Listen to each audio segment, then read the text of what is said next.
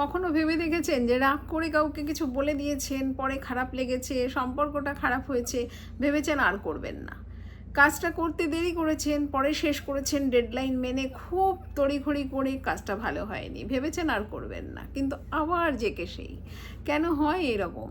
আজকে আমরা মনমিস সিরিজে এই বিষয় নিয়ে আলোচনা করব যে মানুষ ভুল থেকে শিক্ষা নেয়। এটা কিন্তু সবসময় ঠিক হয় না। তার কারণ হচ্ছে বাস্তবের সাথে আমাদের এই মস্তিষ্ক দুটো কিন্তু একটু আলাদাভাবে কাজ করে।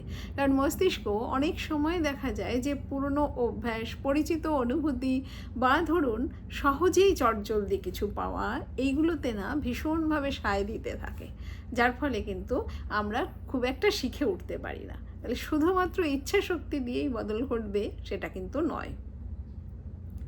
আমাদের যে কোনো অভ্যাস সেটা শুরু হয় কোনো একটা ট্রিগারিং পয়েন্ট থাকে, তার সাথে আমাদের কিছু বিহেভিয়ার, আমরা যেটা আচরণটা করে ফেলি, তার সাথে যেই সেটা একটু ভালো লাগে অমনি ওটা একটু রিওয়ার্ড দেয়।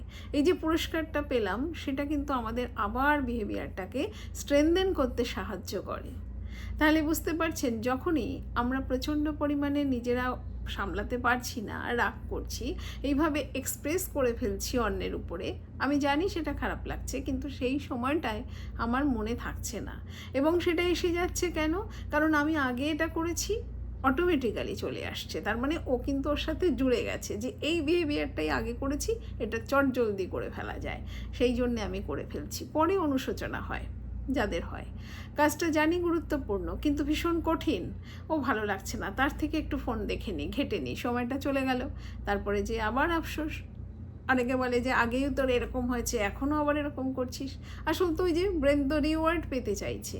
আমি তো চটজলদি গ্র্যাটিফিকেশান, ইনস্ট্যান্ট গ্র্যাটিফিকেশানের জন্যে ফোনটা স্ক্রোল করছি, ওটা তো কঠিন, সেই জন্য করতে চাইছি না। তাহলে নতুন কিছু অভ্যাস করতে চাইলে আমরা কি করতে পারি? আমাদের ইচ্ছা শক্তিকে শুধু দোষ দেব না, আমরা এই আচরণের পিছনে বিষয়টা দেখতে চাইব যে আমি এই আচরণটা করে ফেললাম, তার পিছনে কি কারণ আছে সেটাকে খুঁজব। তাহলেই কিন্তু আমরা পাল্টানোর জায়গায় আসবো যে কোন ফ্যাক্টরটা সত্যি কাজ করছে। আমরা নতুন কিছু অভ্যাস সেখানে ডেভেলপ করতে গেলেও কিন্তু ছোট ছোট করে করতে হবে, একটু কম পরিমাণে শুরুটা করা দরকার। ছোট ছোট রোজকার অভ্যাসেই কিন্তু আমাদের বড় বদল ঘটানো সম্ভব। তাহলে যে আমাদের মাথা কাজ করে এই জায়গাগুলোর সাথে জুড়ে থাকতে সাহায্য করে, সেই জন্য আমরা সেগুলোকে দেখার চেষ্টা করব যে ঠিক এখানটায় আমার কি হচ্ছে, আমার ইনস্ট্যান্ট গ্র্যাটিফিকেশনের জায়গাটা কি হলো, আমি কি পেলাম, কি পুরস্কারটা পেলাম, সেগুলো লক্ষ্য করব। সেগুলোকে আইডেন্টিফাই করতে পারলেই কিন্তু আমরা পরবর্তী সময় আমার বিহেভিয়ারের বদলটা আনতে পারবো, তাছাড়া কিন্তু আনতে পারবো না। তাহলে আজকে আমরা মনমিস সিরিজে এই বিষয়টা আলোচনা করলাম যে আমাদের ভুল থেকেই আমরা শিক্ষা নিই, সে কথাটা কিন্তু একটা মিথ। বাস্তবে যদি বদল ঘটাতে হয় আমাদের পিছনের কারণটা খুঁজতে হবে, ট্রিগারিং পয়েন্ট খুঁজতে হবে, এবং ওই রিওয়ার্ডটা কিসে পেলাম সেটাকে দেখতে হবে। তাহলেই ছোট ছোট করে বদল ঘটবে। তাহলে আমার বদল ঘটানো মানে আমার নিজের চয়েস থাকছে সেখানে, এবং পারপাসফুলি আমি করতে চাইছি। ধন্যবাদ সবাইকে।